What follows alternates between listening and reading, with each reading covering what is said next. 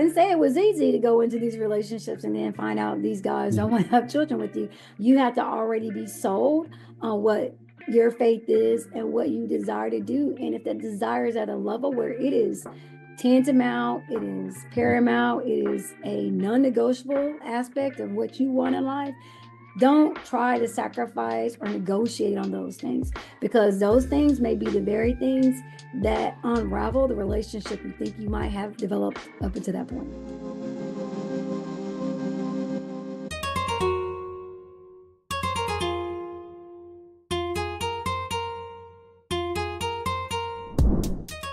Good evening and welcome back to another episode of the Purpose and Powerful podcast. I'm Erica Lester here with my co-host, Real Jabril Wilson. How's it going?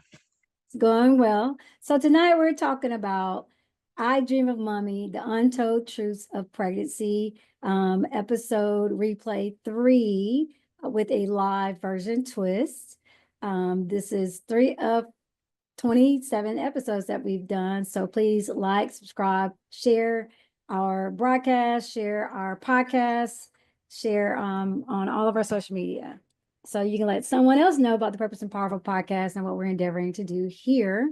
Also, in a few days, we will have our Restoration, a Journey of Transformation event for all the women in our local area and community and surrounding community areas as well. We're very excited about that. So let's jump into it. Dr. Brill, what questions do you have for me for the Untold Truths of Pregnancy? Well, first, I just want to say happy birthday. I hope that you enjoyed your birthday, and it's just great to see another year on this earth. So I just want to acknowledge you for that. Thank you very much. It was a great time. Yes. You want to know what question I have for you? Absolutely. Hit me with it. Do it. Many women in their 40s still hope to conceive. I mean, you know it's a lot. What are your thoughts or feelings about the potential challenges and opportunities of trying to have children later on in life? Well, interesting question. Thank you for asking. See, that is the challenge.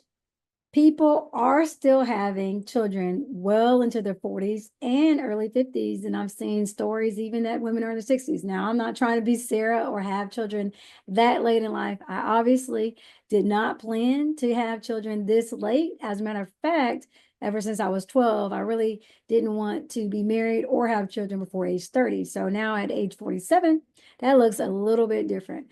However, my reasons for how I see and envision what my family makeup to be are very important to me. So one of the things that I always have to do beyond just keeping my faith, knowing what God has already shared with me about my path to motherhood, has been to dispel what other people may say or think or want to give me advice on, like, girl, that time is up, that's over, you should have did that earlier or whatever.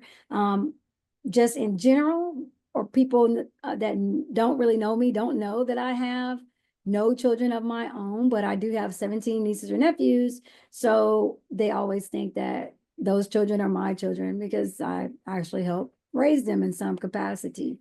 But overall, I would say to women that are in their 40s or even 30s or whatever you feel, you know that God has given you whatever that path forward looks like. And even if for whatever reason you're not able to have children, that doesn't make you less of a person, let alone a woman, because you don't have them or you've made the choice that you're not going to. So just kind of keep the faith on that. Obviously, when I go to the gynecologist, they say, oh, well, you're healthy. And, when are we going to get started? Like, we don't have all day. We don't have all this time. So again, I always just have to stay positive and know what he said to me and just move forward with that. My idea of a family still works for me, still works for my God, and that's just what it is. That's very interesting. I have a bonus question before you can do this short answer for this. If you meet a man and you really feel that he could be the one, however, let's just take it a year from now, because you just already had your birthday, 48. What would you say to a man who doesn't want to have children but already has children? And of course, you have a lot of nieces and nephews, but he just doesn't want to have children. How would you respond to him? Well, I had to have those conversations pretty early on. when I'm talking to gentlemen that think they want to recruit me, woo me, whatever. I always go in with that. Once we clear the whole, you're this old, you're that old, I always say I have a desire to be a mother. And are you looking to parent or father additional children? For me, them not wanting additional children is a deal breaker, because while I still have the same faith standpoint, there is no reason for me to try to force or convince myself or someone else of a position they don't want to take and that they don't share. So my response has always been, that's great. He's just not for me. I know what I'm looking for. I'm looking to be found by. And if it had included that journey for me, then I would have already did that. Now I have dated men who already had children. I probably dated those fewer in number than I have the opposite without children. But I've always led with that desire up front, so that it is not something that I'm hoping that they will feel about later to help me do. But I just, being honest, being open, being vulnerable, just saying, this is what I still desire. I know what the driver's license and the birth certificate say, but my faith says this, and I'm just going to stand on it. Where do you stand on having additional children? Because I think you shared with us, Jabril, a few episodes, many episodes ago. I think we were talking about dating in the church. You can't expect someone to accept your position, like a man already having children, and I have to come in and be this bonus mom. And then you say, well, you're not going to give me the opportunity to be able to have my own child.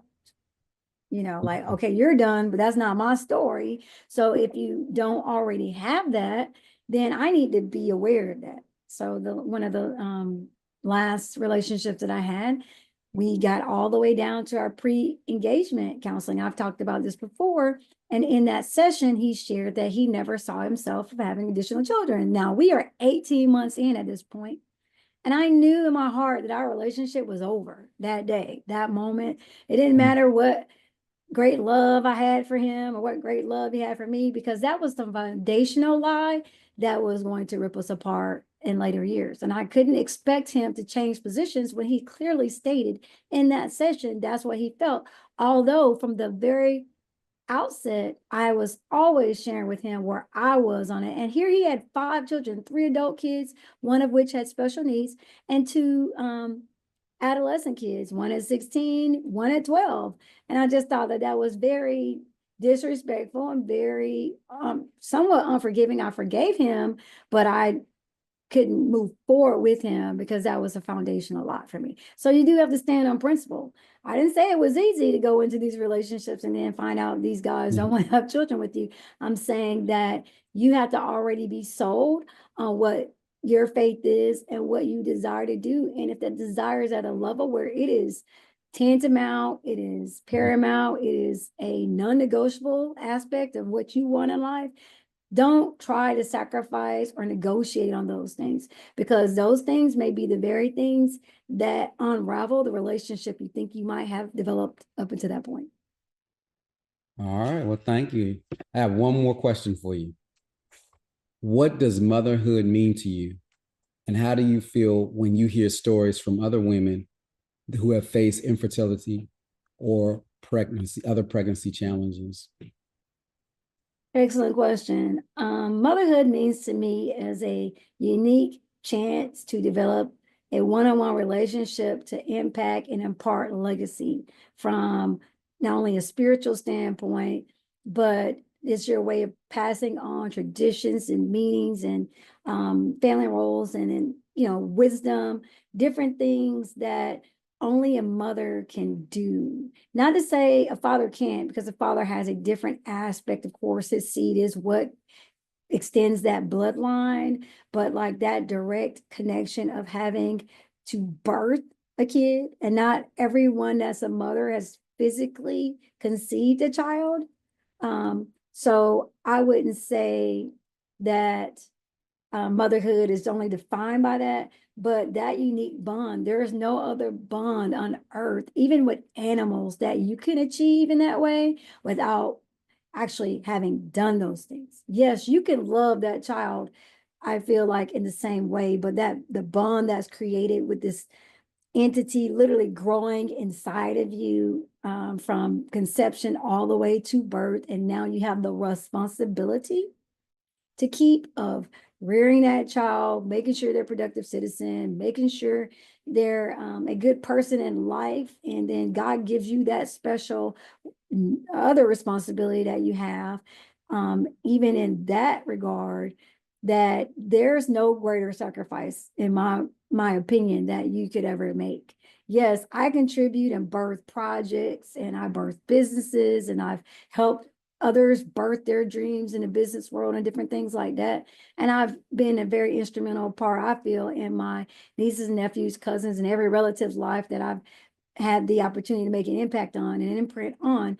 And especially, I always remark about my nieces and nephews, because the way I love them and co-parent them is as if I am in the shoes of being their mom, but I am not their mom at the end of the day. And there's still challenges with that. And you asked in your question, what do I feel about stories I hear from women who face infertility and pregnancy challenges. That's why I'm remarking in my response about motherhood is not just defined by children you physically birth in your own womb, that you can still be a mother in that case. What I've found with women that are my same age who experience infertility issues, it comes from a myriad of issues related to health and genetics. But one of the number one things that I've seen, at least probably in the last 17 years, from 30 to 47, has been that the one key link that most of those infertility stories have is the use of birth control.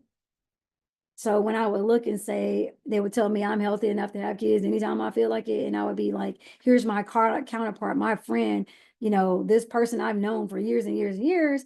I've had women that I know that have had hysterectomies already, or partially, fully, whatever. They've had cysts, they've had all kinds of different issues that have made physical pregnancy an impossibility, that I'm like, I know how blessed I am, and I do not take that lightly, which is also one of the reasons why I stick to my faith about my path for motherhood is so crucial and critical, that despite how it looks 47 without a contender or a mate that I'm dating to be able to say, we're going to get married and have a kid, I know how challenging that could be for someone to accept in their mind or faith wise and hold on and hang in there for God's promises. But the other thing is, even with you having a pregnancy challenge, you have to dispel the things that our culture, being our race or ethnicity, has experienced. Go to the doctor, find out, do the test, find out if it's him, find out if it's you, find out what are the challenges that you might even face beforehand. They now have the technology and the medical instruments to be able to tell you if there's going to be a problem with that kid, all kinds of things. Now, the funny thing is, when you're a woman over 40, they call it advanced age pregnancy. So they want you to take it very easy, to relax. Now, Jabril, you've known me for a while. So you see me laying up in anybody's bed 9 months, not going to happen. So now I know there'll be things that I might have to listen to, and the doctors might have to treat me a little differently. Like, okay, I'm gonna need you to beef up on supplements. But these are things that you can have these type of conversations with your gynecologist, with your doctors, looking at what kind of medications you are taking, what kind of diet you need to have, what kind of exercise regimen you need to have, things that our parents and our parents' parents and parents' never had before, to make those challenges something that you can overcome and advance to put yourself at the most optimum level of child rearing as you most possibly can, or identifying that you're going to have issues. And now, if you have the finances, you can determine if you're going to have in vitro, you can have a surrogate, so many things. So the possibilities are endless. Yes, every woman I talk to that would want to have a child really wants to rear them from their own wombs. But don't let that stop you, or the stigma of those things stop you from wanting to have that path forward. If you know that is your God-given calling, because a motherhood path is going to test everything that you are, everything that you thought you're ever going to be. This is not a role to be taken lightly. I have had plenty of time to consider it. So, just as I can decide to be on a path for motherhood, I can definitely decide to be like, you know what? I love my sleep. I love my clients. I love my schedule. I like to be able to do what I want to do, how I want to do it, where I want to do it in. I don't even have to choose to be married or anything. It just totally be by myself.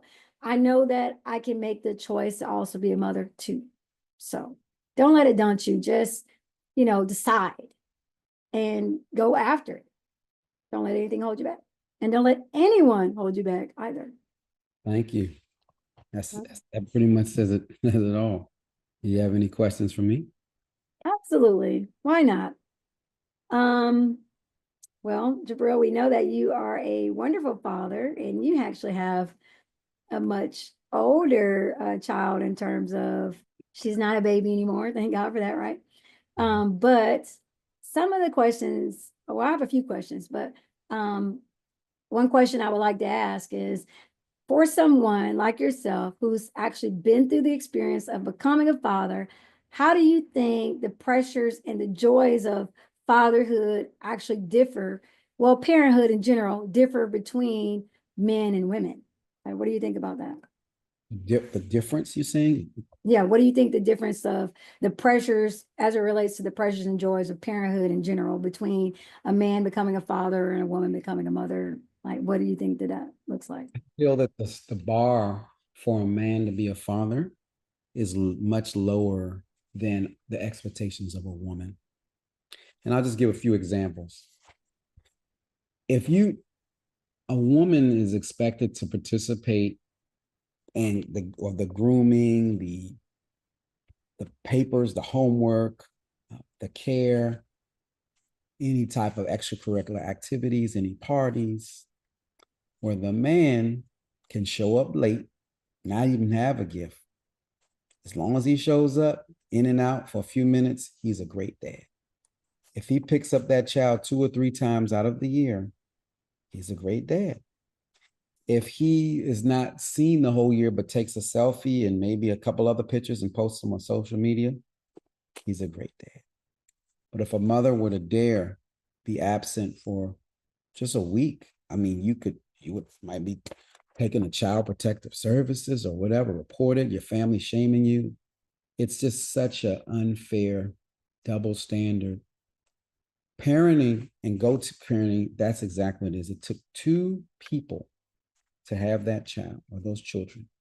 So it's sad and very unfortunate that the man is put on this pedestal to be the person who leads, but yet this person leading the child or this daughter or this son that one day will see that as an example. Hence, that is why we have this cycle for decades and centuries of the father that has never been his best, that he can apologize for 30 years of being absent and the daughter or son accept them. But that mother might have disappeared and wanted to do something for herself for maybe 1 month, take a class or whatever, and she's the worst mom in the world. It's totally disturbing to me. But again, your parents, it's a double standard, and I just wanted to speak out, even though I am a father, of course. But truly, her mother has been there way more than I am, and that's just it's many nights that I've slept, and I know that maybe her mother was up with her, and I didn't even know about it. So but just showing up, seems like that's all you got to do is show up. So the bar and the standard it's not even close. Wow. I love that. I think that you spoke to a lot of things that people don't consider. And I think the challenge for the mother is to not destroy the fabric of how the child sees the father, whether he's absent or present, to not affect that. You see situations in which the mother has kind of tried to poison the kid, but those kids grow up, so you can't pull that, for too long. I mean, I couldn't imagine how tough that may have been, even though I've seen that personally. But, the emotions and the different things that, not being able to take time for yourself. And like you said, he shows up like the hero. It doesn't even matter how absent he's been, but you're right. Society does hold mothers at a higher standard. And I think it is also because they are the ones who carried them in the womb with the expectation of the connection and the bond. Like, how could you do that to your kid who you actually carried for 9 months? That type of thing, right? So it is a horrible double standard, but thank you for shedding some light on that. I have another question. So, in raising a daughter, how has that impacted your understanding of the role that women play both in family and society as a whole? And I would say also, as a follow-up question to that, how do you see your daughter's future in terms of her choices, if you know them or not, about whether or not she wants to be a mother, if you want to share that part?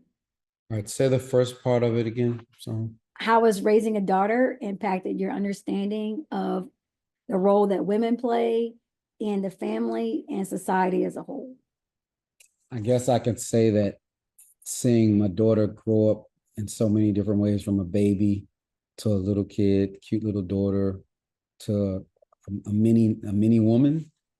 I see that she has ways where I see the emotions, but I see a forgiving spirit. I see a want to know that everything is okay, even if she doesn't believe it. And I see that in adult women. So I see all of the phases. I see the ghosting, sometimes ghosting, but coming back maybe 2 days later because she needs help. So I've seen that. And I've seen also some humility and maturity and apologizing. So we've gone through different phases where it seemed like a relationship, but she's just my daughter. I'm sure I'll hear from her shortly if she's not mad at me. In terms of her choices, the second part you asked was about her choices of. Concerning like what she thinks about pregnancy or motherhood, like has she shared anything like her personal views about that? Like, does she want to be a mother? She had. Um, I don't know how it is now, but I know a few minutes ago she had said that she wanted to have children. So I mean, she's never had a boyfriend. So let's see. She's 20, but I mean, things can happen quickly when it's lined up properly. I'll just always say that, but I haven't heard her not say that she doesn't want children. I mean, she has two younger brother and a younger sister, and that definitely keeps her responsible. So she has no time to be the baby anymore. do you feel like in raising a girl that it softened your approach or made you feel like you understand women more overall? I understood them before, but I feel that when you have your own daughter or your children, and they happen to be a daughter, that you become a little bit more sensitive, or the women around you will mentor and help you to become more sensitive, especially if your own daughter, because you may not realize your tone is a little different, or that she is your daughter, young, and she may not be able to handle the same responses as an adult woman can, even though she may challenge me as if she were a young adult woman. And she does try that at any given time as she gets older. Got it. So you heard me mention how old I've become and that I still have this desire for children. What do you think from a male perspective, how they should position themselves to support a partner who still wants to go through this kind of journey personally, although they may or may not have children, and it could be fine either way, whether they have or not. Like, okay, babe, that's what you want to do. Like, how do you think they should position themselves as a partner to come alongside a journey of a woman who still is like, yep, Jesus said I can have them, so I'm going to. Say that again. I So think for example, like you asked earlier, like, what is it, how I would feel about a guy that said he didn't want children or because he already or he already has them, how I would respond to that. I'm saying, what do you feel from the male's perspective, that how he could position himself if he finds himself in a relationship with someone like me? Like, he's fine, he wants to please me, but like, what would you recommend him to do in terms of being able to come alongside me or a woman like myself that says, yeah, I know what the clock says.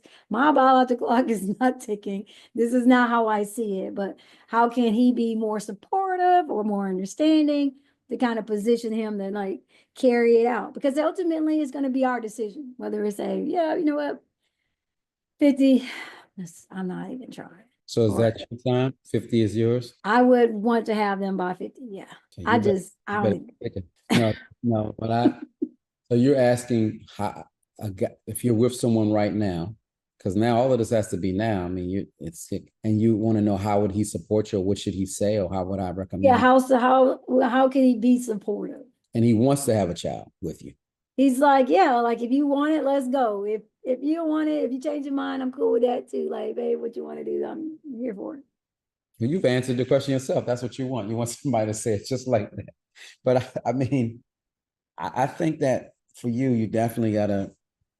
He has to just probably want it. It can't really come from you. I don't think that you already know it's tough enough for men, and men like to feel like it's their idea, or most people do. And so a man who brings it up first, that's a good sign. If you're the one saying it, it it's kind of you're pulling somebody in, and trust me, it's one thing to pull somebody into moving into a neighborhood, but it's another thing to pull a man into having a child that his name is on it for life. And if things don't go according to love, he has a forever sentence, and that may not be what he wants at this Right. stage of his life. So if a man sees you and sees beyond just the physical essence and beauty, he has to be able to say, do I really want to spend the rest of my life not just with you, but with the children? Yes. Huge.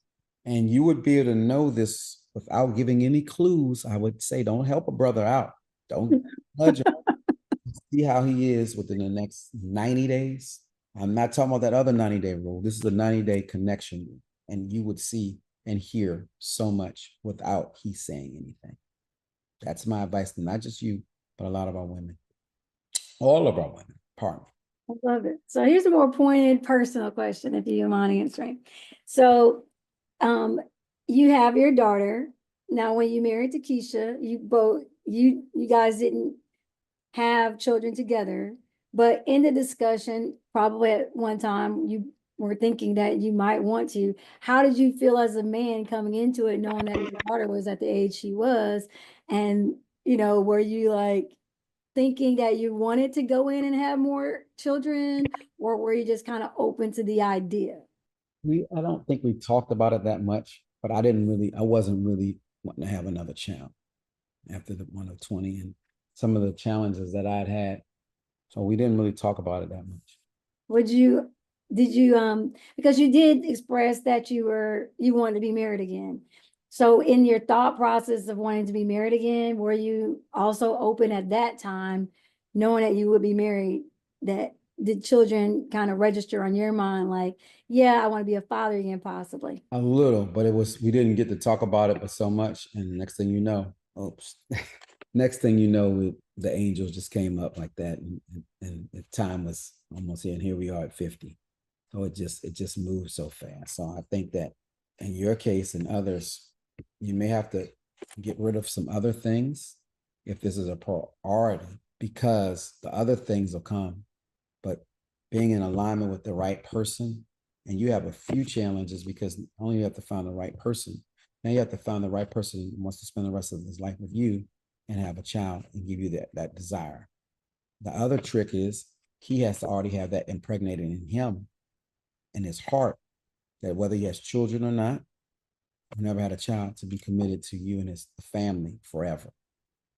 And that's where a lot of prayer has to come, a lot of faith has to come, because there are women, not just you, but other women who want that, who've achieved almost everything in life, can buy anything they want, whenever they want, however they want, but they still want the family. And of course, family doesn't mean without being married, want the total package and deserve that. So I would end by just sharing that and just wishing you this year for your birthday year, and that you are just get all the desires of your heart. And I feel that you will. Just gotta have a little bit more patience and keep your eyes open and your ears close. Very wise. I receive it. Thank you very, very much. Mm-hmm. So there you have it. The I Dream of Mummy, the Untold Truths of Pregnancy. I appreciate the discussion. Please remember to like, share, comment, and let us hear back from you. Give us a statement. So, this is our conclusion of this conversation, and we hope that this episode has provided some insight, some encouragement, and a sense of solidarity for those still on their unique journey to become mothers.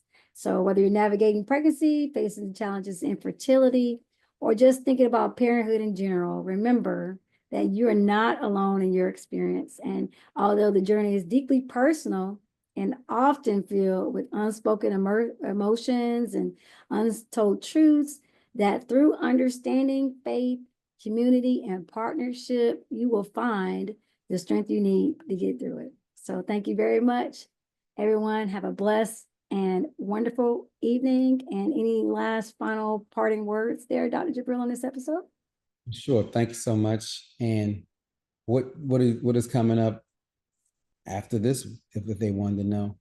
So we will be airing and starting our season 2 Sunday, November 19th. We'll be going to bi-weekly shows, 6:30 Central. I'm sorry, 6 o'clock Central, 7 o'clock Eastern. We can't wait to see you on that side. Be sure to catch up on all of the missed episodes you might have, and we look forward to showing you everything we have in store for our season 2 of the Purpose and Powerful podcast.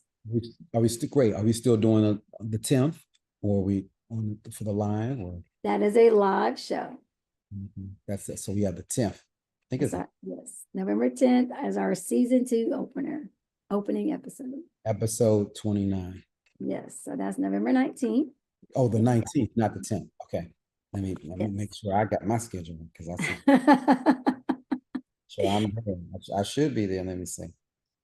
Yeah, absolutely. So November 19th. It's going to be the 10th. On that episode, and we will announce that. Stay tuned for our recap video for our season 1.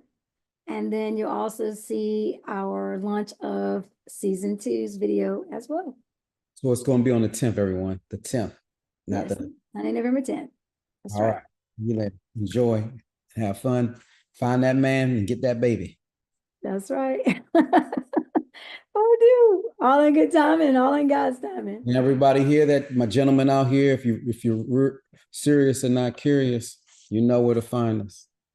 Absolutely. Well, have a great evening, everyone, and thank you again, Dr. Jabril. Thank you. Signing off. All right. Bye. Bye, everyone. Good night.